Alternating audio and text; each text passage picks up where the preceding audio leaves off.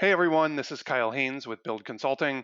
We're just about ready to get started. We are going to wait another minute or two for people to join. For folks joining from the West Coast, they might be grabbing lunch.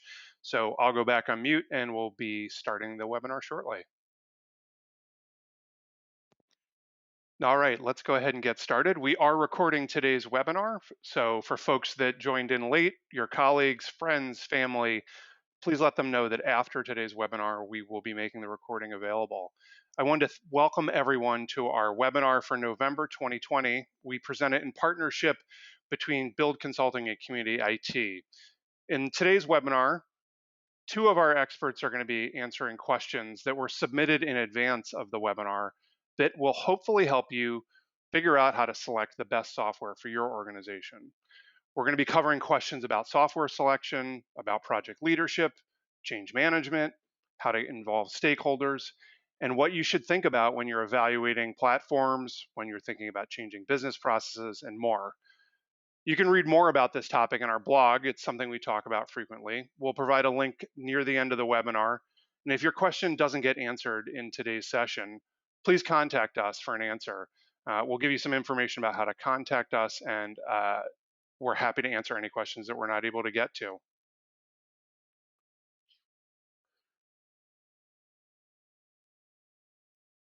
So a little bit more about Build and Community IT. Things that we share is that we both exclusively work with nonprofit organizations, and we help them make informed decisions about technology and information systems that's going to ultimately support their mission.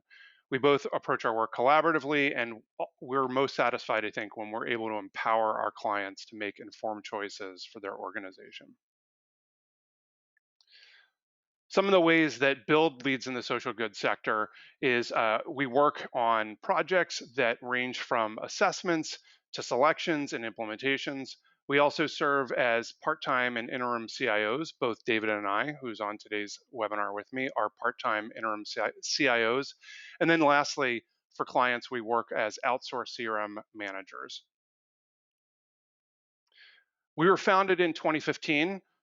Our goal is to help nonprofits help nonprofits transform themselves using technology. That's our mission, and it pretty much motivates and organizes everything that we do. Part of what drives our interest in today's topic is that our analysis, combined with direct observation of hundreds of organizations, that the success rate for nonprofit technology projects is under 50%. And the reality is that oftentimes this is because the technology is moving forward, but the organization is not. We show this visual to all of our clients.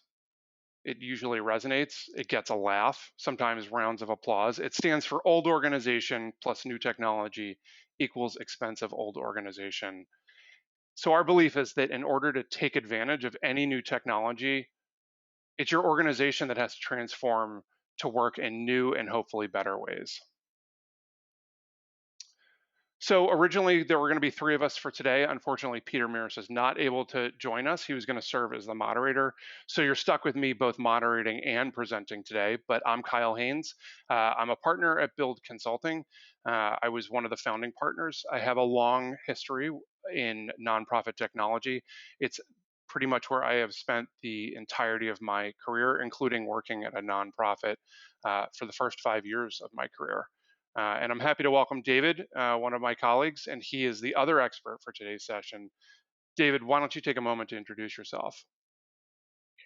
Thank you, Kyle. Really happy to be here today. I've also spent my career in nonprofit technology. I did my first software selection around 1995 or so. So I've seen and evaluated a lot of different software products and vendors for nonprofits during that time. So also one of the co-founders of Build, originally the founder of Community IT way back in the day. So really happy to be here today. Great.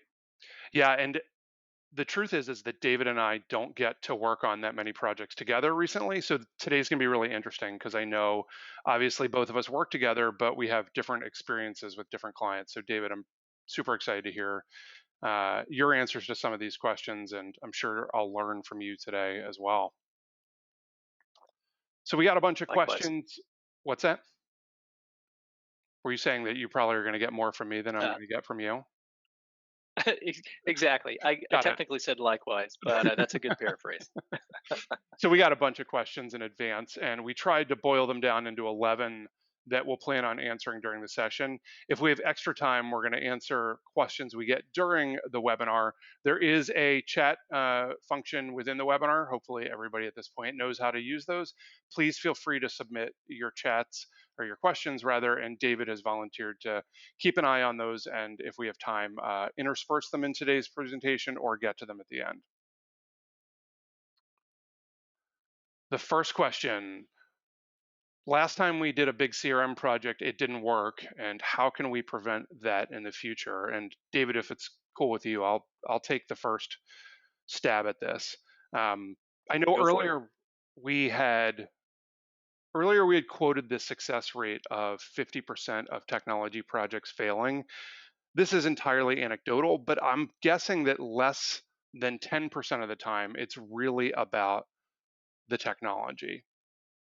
My experience has been that if a project is failing miserably, oftentimes it starts at the very top, and it starts with perhaps a lack of leadership alignment or leadership buy-in or leadership support. Uh, so for those of you who have worked with us in the past or who read our blogs, change management is something that we think is really important. And I know for me,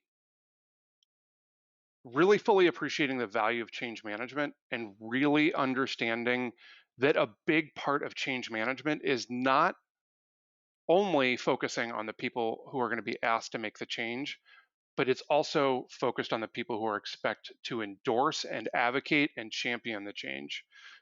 So some questions come up for me in this question about how aligned was leadership in a project that would be described as failing miserably. I would also just, I think the last question that comes up for me is whether the project has truly failed miserably. All shouldn't be lost. More and more, my experience is that there is enough commonalities around CRM products that it's unlikely, again, to go to my earlier point, it's unlikely that it really is owing to the technology. So I would be looking for ways to salvage this project, and the salvaging of it may start, as I said, at the very top.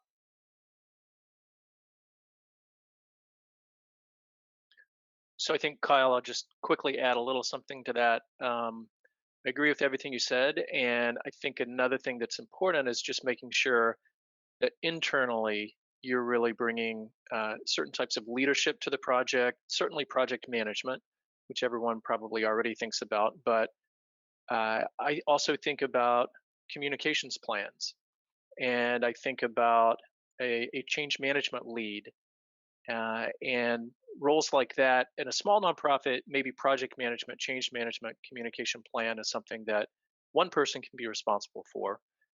At a larger nonprofit, maybe those are distinct roles on a specific project, but filling those roles, all of those roles, is really important to the success of any enterprise nonprofit project.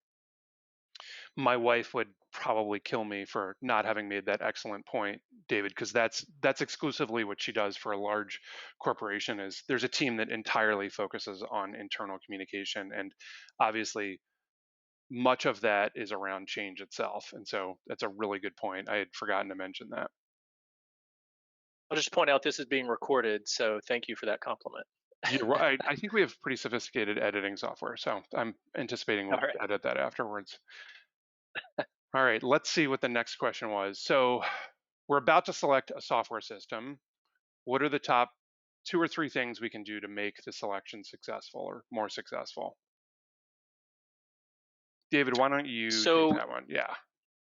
yeah, I'm eager to answer this one. I think I would quickly say it's defining requirements, it's engaging stakeholders, and it's really going through extensive demos are the three things that I'd really like to focus on. There's a lot more, that goes into a successful software selection project. But if I have to narrow it to three, those are the three I'm going to call out. And so, first, I'd say, defining requirements is important because a lot of times people within a nonprofit don't even fully agree on what they're looking for. Or what we find in going through the requirements definition process is oftentimes it's a great opportunity for people to learn what other people in the organization do as part of a process that kind of spans teams. Um, and so that's really an internal discovery and learning and alignment process there, the process of defining requirements. Um, and so I really recommend that as opposed to just inviting vendors in to demo their software. The other reason that I think the other thing that I think is really important is making sure to engage all stakeholders. So if communications is a stakeholder and organizing is a stakeholder and programs is a stakeholder, make sure that those different stakeholders are represented in the selection process. Otherwise, you end up with communications getting an email marketing solution that doesn't meet organizing's needs. Maybe it works for one use case, but not another. Or in large organizations, you may getting into uh, departments selecting software that doesn't really fit well within the larger ecosystem of technology and information. So um, I think the third thing I'd highlight is just when you get the demos from the finalist vendors, I really think it's important to ask them to show processes end to end. Basically, give them a script, give them space to share their, the dog and pony show, I call it, but also ask them to demonstrate specific processes from end to end that really relate to the things that you're trying to do as an organization. And I think that needs to be with the same group of attendees, seeing all the finalists. I think you need to do them relatively close together, not weeks apart, but days apart. And I think you need to capture feedback from those demos as soon as possible after you see them. One of the things I thought that an interesting point you made, David, is the extent to which this process can be educational and how, if I heard what you were saying, sometimes what you get out of this process is new awareness internally around what your colleagues are doing, or a new understanding of the difficulty in which they do the things that they currently do and how this software may change that, or the extent to which the constituents they interact with, if you're talking about CRM, are impacted by technology that you don't have, or they envision how those constituents are going to be engaged with as a result of making a selection. So the idea of education I really like. We have 11 questions, I think, so I'm going to move on to the next one. Any change requires a cost to your institution. How do you weigh the benefits versus the cost? And an example they used was retraining all their users. My I mean, it sounds a bit obvious, but trying to get to the ROI, or the return on investment of making the change, is probably the most direct way of understanding the benefits versus the cost. And I think prior to investing energy in costing out what the solution's going to be, thinking about how you can quantify either the opportunity costs or the actual costs with not making the change. And I say that because I think, as I said, too often the emphasis is on calculating what the cost of moving would be, and there's not really an emphasis on the cost of staying.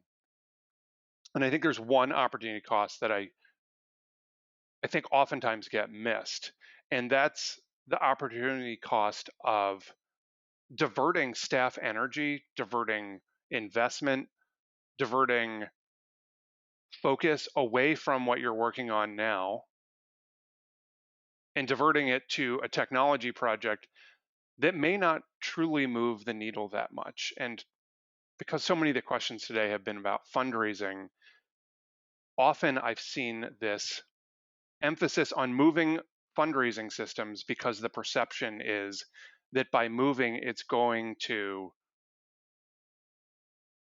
create change, create the opportunity to generate new revenue, enable you to engage with constituency differently, enable you to engage with constituents differently. What was I trying to say? But really trying to get people to give you specifics around that, I think it's essential. And so my experience has been when I can outline both the ROI of staying and the ROI of moving, it becomes pretty clear, or at least clearer around the benefits of moving, and weighing the costs of moving. Personally, I don't think in this example, retraining users is the biggest cost. I really think the biggest cost is taking a finite quantity of organizational energy and diverting it and using it for the purposes of a software selection and implementation. David, do you have any different I thoughts? think that's a great point. Yeah, I hadn't thought about it from the energy perspective before, but it takes a lot of time and energy as well as money to change software systems. So we're certainly not saying that that always outweighs the benefit of changing. Um, but if someone comes to us and says, "Hey, we need some new software for A, B, and C," that's why we really want to take a step back and say, "Okay, what are you using now, and what are the problems with it?" And a lot of times, many of the problems don't have anything to do with the technology itself. Yeah, I wish Peter was on today's call because he has really helped my thinking evolve on this notion of thinking about time as being finite, thinking about time as having a cost, and making sure that people are in agreement that those costs and that time are worth it. So our next question, and this one you get to take, David, but somebody in our organization wants to go with, we anonymized it to Shiny Solution X, but I'm sure it's not right for us. How can I help ensure we make a good decision? So this could be tricky, of course, if it's the executive director who wants, shiny solution X. That can be a tricky conversation. Um, I think if it's someone else in the organization, there's really no substitute for senior leadership saying, "Look, before you go and purchase the software for yourself, for your team, you really need to engage with IT, or you need to engage with these other teams who are stakeholders in this." Senior leadership ensuring that that's the way the organization is going to operate is the best scenario. That's not always the case.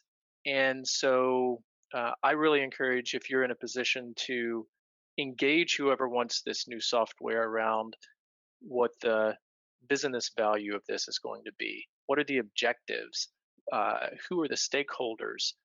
I think starting to ask some of those questions can kind of frame it in the right way to have a meaningful conversation before someone just goes out and buys new software. So when they talk about the objectives, there may be other ways to meet those objectives. Maybe the organization already has software that can help to meet those objectives, and maybe you should check that out first.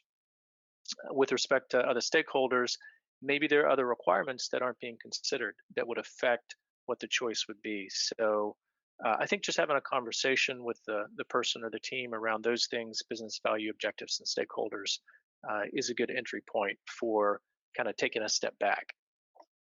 I think about that slide that was in the intro, and you could almost change the formula to be old organization plus shiny solution X equals expensive old organization. And I think what you were saying was, or at least what I heard you say was, um, it oftentimes is not about the technology. It's about something else, or it's about some existing technology, and trying to come up with a process to explore that in a little bit more depth. Yeah. Yep. So for selections, there's a question about who to involve in it. Um, eh, I'll be interested to hear your answer on this, David. So for me, at least at the outset, it's been rare that organizations start thinking in a way that might have over-representation in these selection processes. It tends to be under-representation, and I think you talked about this in an earlier question, about having the right people at the table. One of the things that even helps me at the beginning of our work with clients is to start the creation of a stakeholder map. And what a stakeholder map is, it's something that it's visual the way a map is. And it helps me at least visualize all the people who are going to be impacted by a technology change. And as that gets refined, it can actually paint a picture for who should be involved in the selection process. So we oftentimes start our projects before a selection with an assessment, and that's where we start to do the stakeholder map build out because it's really important to make sure their voices are heard and understood in the selection process. And there's an important distinction in that. And again, it goes back to a change management principle that this is less about when you think about who's involved in a selection process, it's less about everybody being in alignment or everybody thinking or agreeing upon the direction. It's about everybody feeling as though their voice was heard. So being involved in the selection process can look very differently. For leadership, they need alignment. They need to be in agreement and support and champion the project, like I talked about in an earlier question. But in terms of other types of involvement through things like surveys, even through simple listening sessions, there's ways to involve people in the selection process that are much broader than a small group of senior leaders or a group of IT professionals. Kyle, I think those are all great points. I think on the stakeholder map, that's a place where I think a little bit more of a grid and a stakeholder impact grid that maps out the processes or functional areas that are going to change and who the stakeholders are for those changes. It's accomplishing the same thing, I think, just in a slightly different format. But I think that's an incredibly useful tool for expanding awareness about who needs to be represented, who needs to have a voice in some of these enterprise software and organizational changes. Yeah. Well, I like things with lots of colors and lots of bubbles on them. So I gravitate towards a map, but I think you're absolutely right. For some organizations, seeing it laid out as a matrix and being able to filter it and sort it and understand it at a greater level of depth is really helpful. And I did, David, catch that you said I made a great point in the last question, just so you know. Next question is, what's the most effective way to trial and evaluate multiple platforms? Yeah, so thank you all for this question, and I think I'll also point out someone specifically asked about minor versus major solution selections. So I wanted to address that as part of this answer. First of all, I'd say, the difference between a minor and major solution selection is kind of like the difference between renting a car and buying a house. If it's minor software, if it's a smaller decision like what are we going to use as a virtual brainstorming tool, that's the type of thing you just download it and try it. I've, in the past couple of weeks, in fact, tried Group Map and then something else called Lucid Spark. And it's okay to be uh, a little bit of an independent pursuing solutions like that. If you don't like the car you rented, you take it back and you get another rental. As opposed to buying a house, like a major software selection, these enterprise systems, CRMs, ERPs, project and grant tracking software, which one attendee asked about. Those are major solution selections. Major meaning it impacts multiple teams or it impacts a large group. It requires behavioral change, organizational change. It requires migrating a large amount of data. For those types of larger decisions, I strongly recommend the requirements gathering process. I really strongly recommend an RFP process. You know, vendors don't love RFP processes, but it's really, if you look at it as a way to have a conversation with that vendor and have them get to know you as well as you get to know them, then I think that can be a really helpful way to think about it. I think It can be helpful to have brief introductory demos early in an enterprise software selection process, just to make sure the product doesn't look like it was built in 1995. There are still some of those products out there. Um, and because those brief initial demos can give you an idea of what's possible these days with a certain type of software. I do think it's important towards the end of the process, though, towards the end of this RFP process, to really make sure that the finalists are providing scripted demos where you're giving them the list of the things that you want to see end to end in that process. And then finally, if it's an option to do kind of a pilot or have a sandbox kind of test version of a system before you're fully committed to it, then I think that's a great thing to be able to do as well. Even if it takes some investment and some time and some effort to get that sandbox set up in a way, or that test environment set up in a way that makes it possible to evaluate it. Yeah, those are the only thing that comes up for me is sometimes how you can use trials in a hybrid way with a larger RFP. And I think about a selection for project management tools. And in that, we decided that the best way to get feedback was to actually let people play around with the project management tool and be able to provide feedback on what they liked and what they didn't like. And why that was helpful, and I think this was embedded in something you said, David, was project management tools were really new for most of the organization. And it helped us identify what adoption challenges there were going to be and what training challenges there were going to need to be met. And those training challenges, some of them, it was obvious they were extended beyond the technology itself. It required people to understand about how this technology was going to integrate with their work. And so I think that you can use a hybrid approach where you can use these trials to inform a subsequent larger selection and bring more educated evaluators to the process. The Good point. the next question, let's see. What steps should we go through to define the requirements for the software we need? I'll take this one, David. I mean, I think what I would say is the most effective requirements, and it probably mirrors our approach, is not a list of 300 or 400 things that the software needs to accomplish. I think they have a role in requirements, but you talked about this earlier, David, in answer to one of the earlier questions. But really, the requirements should be based upon what are the processes that this tool or solution are expected to support. And those requirements should be really tightly linked to the way that your organization wants to work in the future.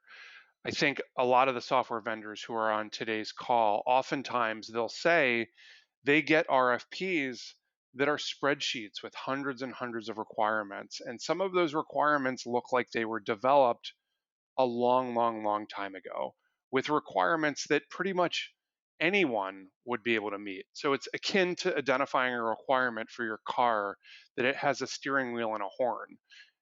It's highly unlikely that you are going to be shopping for a car where you need to get to that level of specificity around table stakes functionality. What you need to do is to give the vendor an understanding of your requirements. Do we need a minivan or do we need a Ferrari? Both have a steering wheel. We didn't need to outline that, but one is much different than the other.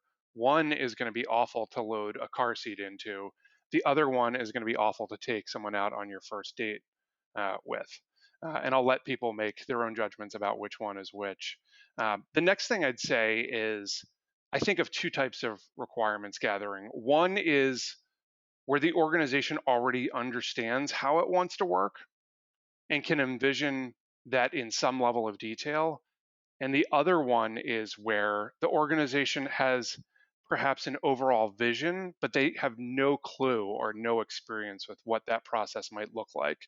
And I've actually led two selections in the past, I think 5 or so years for organizations around CRM. And I know that question's come up a couple times today.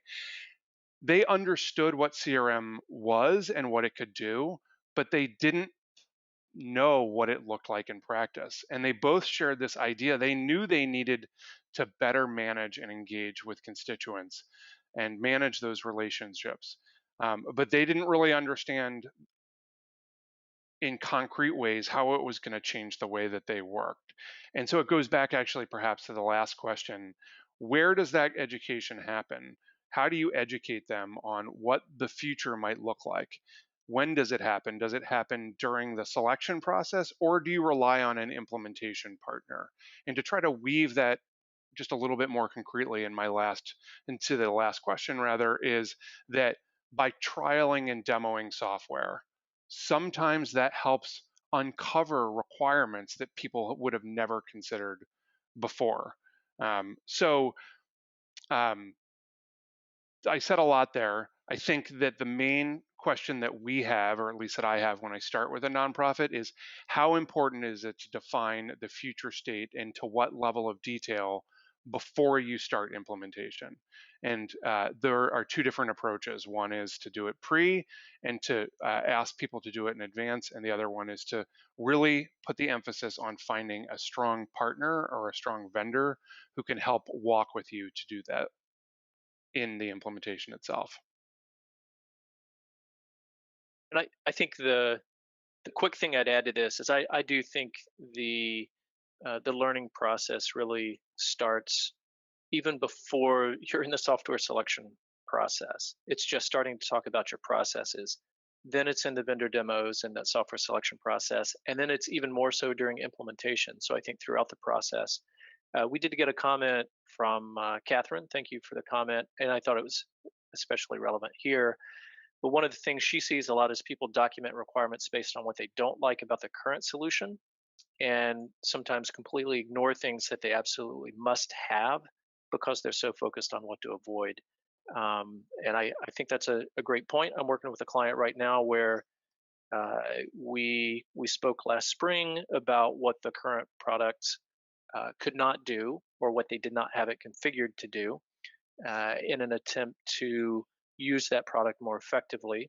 And now that we've decided to explore some other solutions, we've circled back to really focus on that second part that you mentioned, which is what are the must haves, the things that may be working well with the current solution that also need to be in that new solution. So, great point, Catherine. Yeah, that is a really good point. The next question is when we are looking at our existing processes, do we want to design for how we work now or the way we want to work in the future? And when we know the ways we'll work, I'll just read it verbatim. How will we know the ways we'll work in the future without experiencing the new software? David, I'll hand this one to The you. chick, yeah, the chicken and egg dilemma. Yeah. Um, I really think that the starting point is understanding how you work now and flagging any challenges with the current way of working and flagging any opportunities that people already know about. That's got to be your starting point because you don't know what you don't know. And I think you it's helpful to see some brief demos really early in the process that help to spark some ideas for what else is possible with different or newer software. And then I think it's important to not try to figure it all out in the requirements definition phase or even in the RFP process. I think you should approach the RFP process as an opportunity for the vendor to be a partner in figuring out new and better ways to work and run the RFP process in a way that acknowledges that it really can be a conversation with them. And then finally, during implementation, I think it's important to work on it iteratively, where the partner's bringing their expertise, you're bringing your internal expertise, and really bringing a process focus to that work during implementation because vendors tendencies is to really be focused on their technology and configuring their technology, and what we believe most organizations need is someone who's there focusing on how you want to use that technology, what are the processes, and who are those processes impacting, and what changes is it going to have on those different stakeholders of that process. So this is where that stakeholder impact grid that we were talking about earlier kind of comes into play. You can use a tool like that that maps stakeholders and processes and impact. You can use that to identify, hey, who do we need to engage as we're doing the design and build of our solution? Who do we need to engage in user acceptance testing? And in that process, get a workflow here that's really going to work for the organization by the time they go live with it. Last little plug I'll put in here is for a business analyst role in more organizations. I think that's a role that doesn't exist in many nonprofits. And what I mean by business analyst is, someone who's fluent in an organization's processes, what they're trying to do, and has some familiarity with how technology can be used to do that more effectively. So it's not your sysadmin, although some sysadmins have some business analyst competencies, but it's a different person. It's a person who sits between the business units and the technical configuration and can kind of marry process to technology. Something I was thinking about as you were talking was a question. I think it was one of the early questions in today's webinar, and it's this idea. Somebody was talking about shiny solution X, is what we called it. Um, and I was thinking, this is a little bit tangential, but I was thinking about the role of what we've talked about in some of the questions, exposing people to multiple solutions that do that thing that people think shiny solution X will do.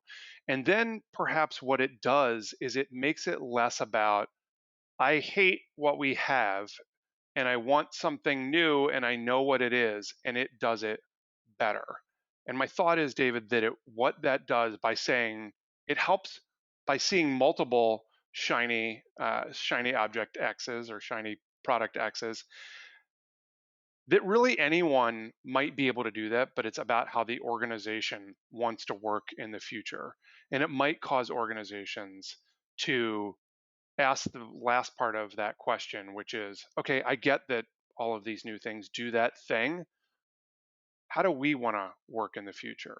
So, using a specific example, if the old solution doesn't allow you to do text to give for fundraisers, showing them there's lots of ways to accomplish that. How do we want to do that? How does that integrate into our existing strategy? And does it really require acquiring an entire new solution? So I know that was a little tangential, but I thought it was such a good idea that I didn't listen to your answer at all. And I just been waiting to get my plug in for that idea. Well, usually you think about going to sleep while I'm talking, so I'm glad I sparked some creative thought there. Yeah, I mean, it made me wonder for the future whether that's a tactic for the person that's like, oh my gosh, we have to move to solution X to make it less about a specific solution, more about where the overall space is moving and whether that can be a catalyst for having some of the deeper conversations that you suggested they need Yeah, to have. good idea. Next question. I love this question because it doesn't have a lot of words, and I clearly stumbled on the last one when it had too many words. When is an RFP or a request, so a request for proposal or a request for information appropriate in a software selection? Just before I answer that question, as I talk, the way that I think about the difference between those two are that when an organization does have a fairly strong sense of how things need to work and need to see somebody who can demonstrate that they have a solution capable to meet those needs, that's more of a request for proposal. When you're looking for somebody to help co-design it, it's more of a request for information. So that's how I think about those things, those two, and that might help provide some context for how I might answer this question. Um, I'd say overall, I'm a big fan of these mechanisms because the way that I try to construct them is not in the way that most people think of them. Too often people think an RFP or an RFI, it's a way to get information about, or its sole purpose is to get information about vendors. I actually think that this is a way for organizations, and I forget how you termed it, David, but I might say know thyself. It's an opportunity to do what you talked about earlier, where it might create awareness among your colleagues about the way that you work or some of the challenges with the way that you work right now. It's a way for the organization to come into the selection process with a clear understanding of where it is. The other thing, and Catherine might have been alluding to this in the point she made earlier. RFPs can be a way for the vendor to understand your organization. So it's not just a way for you to learn more about the vendor, but a way for the vendor to learn more about you. It helps them understand, sometimes in black and white, how much have you already figured out and how much have you yet to figure out? What's the gap between the requirements you know and understand now and what's going to need to be done in an implementation? It can help, RFPs can help them understand who they're going to be working with. What are the capabilities of them? Or sorry, what's the capabilities of your organization is what I meant to say. Do you have somebody that is really strong in project management but has never ever done an ERP implementation before? That's really helpful information. If the reverse is true, they've led an ERP implementation, but they're not particularly adept at managing a project, it helps the vendor understand more about you. What do they need to bring to make the implementation successful? So I'm a big fan of them, even if they are scaled based on the size of the project or the amount of the investment. They're just incredibly useful for, if no one else, for the vendor to understand more about what is expected of them and their product. I think I'll just add that RFIs and RFPs can be done really well or they can be done really poorly. And that certainly has an impact on the value that they provide. Um, I think, on a separate note, one of the principles that I try to bring to this, and I think build as a whole, I think we do this, it's don't waste people's time, whether that's staff members, whether that's vendors. If you're not seriously considering a vendor, don't make them reply to an RFP. I think it's also helpful to vet vendors beforehand and only ask for RFP responses for those that are legitimate contenders, right? I think I think it ends up wasting people's time to get more responses than your review team can seriously consider. It's a waste of vendors' time, it's a waste of staff time, and it doesn't give you a better answer. So do the vetting up front, find a few that seem like a good fit, get RFP responses from them, and only do the finalist demo after that if they remain a serious contender. Don't waste anyone's time, whether it's vendors or staff. That's certainly what we aspire to and hopefully achieve when we run the RFP RFI process. Yeah, I mean that's a really good point, and I mean especially staff time. Um, asking asking staff to be highly invested, as we've suggested throughout this, and then making them sit through vendor demonstrations and understand the capabilities of a vendor that is just not going to be a fit for you. It doesn't set the stage well for implementation in terms of future asks that you're going to make of their time. The next question is system demos. When should we let the vendors demo? And how do we ensure that the vendors are going to show us what we're interested in, not what they're most interested in showing us? David, why don't you take So this one? Yeah. yeah, I'll take a shot at this. I think I did mention earlier the idea of brief initial demos early on in a process before you issue an RFI, RFP, just to see what's possible. And it also helps with the vendor screening as well. It really helps to narrow down that list and take it from, a lot of times in some solution categories, you may have 8, 10, 12, 20, even more potential solutions. And so doing brief demos can really help you to narrow that list to the ones that you want to seriously consider. Then I think after the RFP process, once you've reviewed the RFPs and decided, yeah, we got these three responses, we think they're all finalists, or yeah, we got five responses, but only two are serious finalists, do demos with those serious finalists. And again, make sure that they're operating from a script that represents what you need to be able to do, how you envision operating. Um, and that being said, I would still give them space in that finalist demo for the dog and pony show. Show us the things that we may not be thinking about that are really special about your product. Just don't spend the whole demo on that. And I think about those are all really good points. And I think, what can you do to bring educated evaluators to the process so that the vendor doesn't have to spend time doing dog and pony show type reviews of things that you could accomplish through watching a recorded webinar or asking people to watch a product demo overview? What can you do to bring people to the process so that the vendor doesn't have to spend time orienting them to the very basics of the software or the technology, and you can get right into what's most important for you?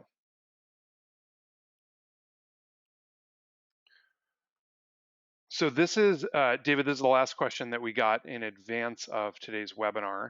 I'm not sure if there are questions that have come in during the course of today's webinar, but how can we make sure we're getting good estimates? And I'll take this one since you took the last one. This is probably another reason to do an RFP, and the better your RFP or your RFI, the more inclusive, the more accurately you represent your organization, the more realistically you represent your organization, the more honest, the more whatever you are, the more likely you are going to be to get a realistic answer. And the truth is that when you're trying to get estimates around a project of this size, vendors, or at least good vendors, they are equally motivated to giving you a realistic project estimate. They want you to understand what the costs are going to be so that they don't have to come back to you later. There are no vendors who think that a good approach is to underbid and then come in midway through the project and say, we wildly under budgeted this. And an RFP, a well designed RFP, gives them a sense of the scale of the project and is going to then lead to a better estimate. I also encourage organizations, or I should say, I encourage vendors rather, to give us a realistic estimate. Show us what you think this will take to do well. Some organizations like to share their budget up front, and the vendor might want you to, but this idea that the idea that I'm trying to convey here is you really want to know from the vendor, and you're hopefully finding experienced vendors in your experience, what is a realistic project estimate. And it's almost all the way through this webinar, and I still don't think I've used a metaphor or a story. So here is my metaphor for this. Recently, my wife and I, we wanted to remodel both our kitchen and our bathroom. And I guessed originally, I said, I think we can actually do both. And we got a bunch of estimates, and guess what? We couldn't afford to do both. So it then became up to us. It became up to my wife and I to decide, how did we want to approach this? Did we want to dial back what the vision looked like? Did we want to get a different kitchen and a different bathroom, or did we want to pick one?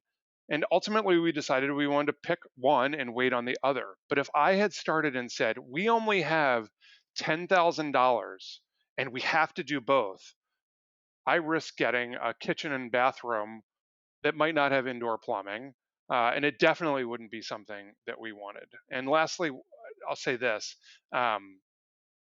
whatever process you choose to get realistic estimates, and whether you use a firm like us, or do it yourself, it's your job. It's the organization's job to get realistic estimates. This should be a partnership with a vendor, but ultimately it is incumbent upon you to provide the information to get a realistic estimate. I'll just add a couple of things here, Kyle. I think you alluded to this. There's really no substitute for someone who's been through it before and having them on your side. I'll put in a shameless plug here. Build, of course, has a lot of experience with this, or have a staff member who's been through a similar type of implementation before, give you a reality check of what it's going to take. Typically, what I find is the implementation vendors don't capture all of the costs. They're incented in a lot of cases to keep the implementation cost lower so that you'll go forward with it and then put some assumptions around it. A lot of times they'll call it maybe a best practice implementation.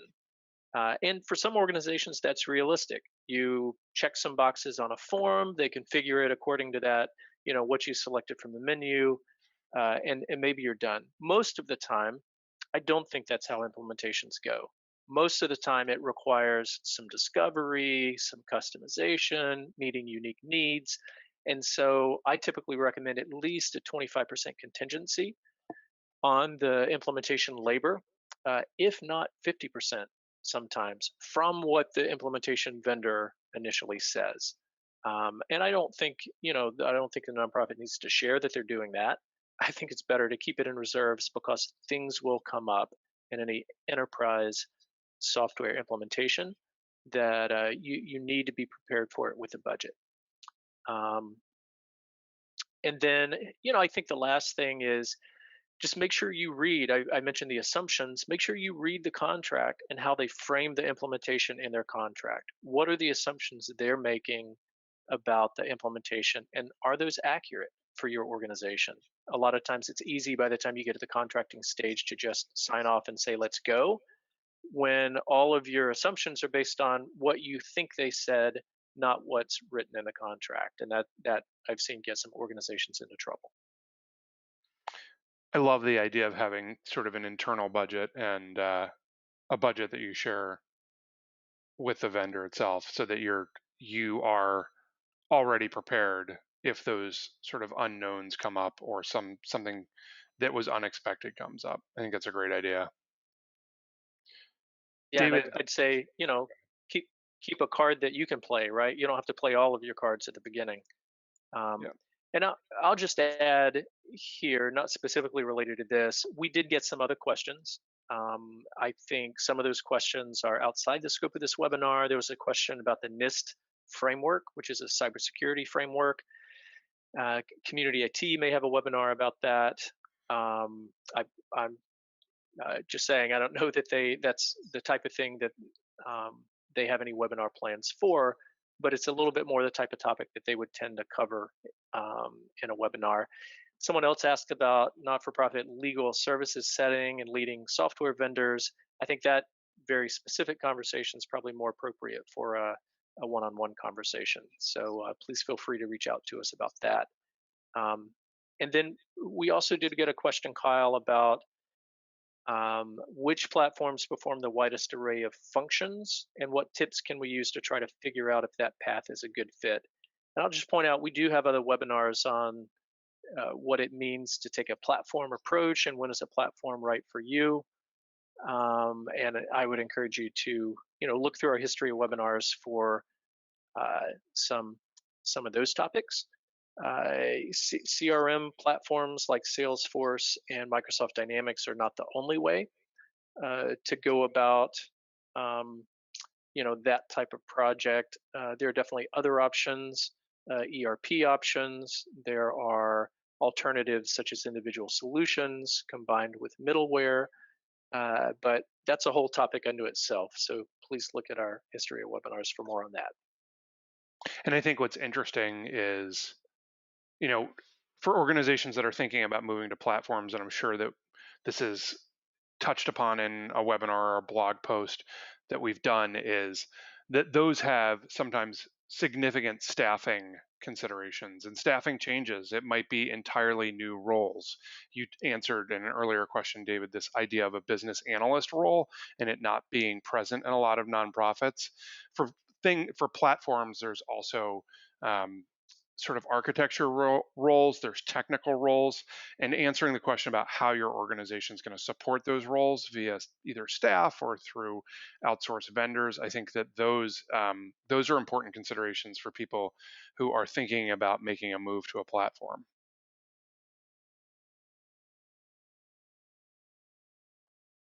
Yeah, absolutely, Kyle. And I'll just say we got a couple more comments here, just on the importance of, sometimes the software vendor is not the implementation vendor. This is, of course, oftentimes the case with Salesforce. It's the case with Microsoft Dynamics. And it's really important to look at all the costs, both one time and maintenance, related to choices like that. And a couple of areas that can be overlooked a lot of times. Some are the transaction costs and payment processing costs, which this person mentions in the comment. But I think one other thing I would point out is, if you're going to adopt a platform like a Salesforce or Microsoft Dynamics, or even an ERP, really, you need someone in house who has some capacity. You either need someone in house with that technical capacity, or you need to plan to have that implementation partner on an ongoing support agreement with you, to really be able to support that sort of technology in house.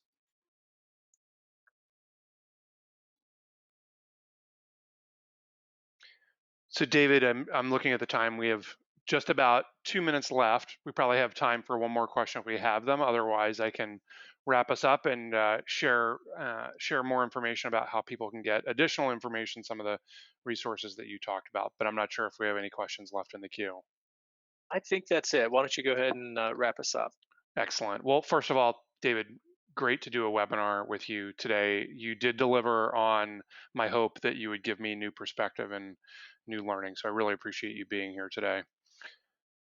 The a couple Thank you. things, David alluded to these. We have a number of resources that take the form of blog posts, webinar recordings. Today's webinar will be recorded and provided afterwards.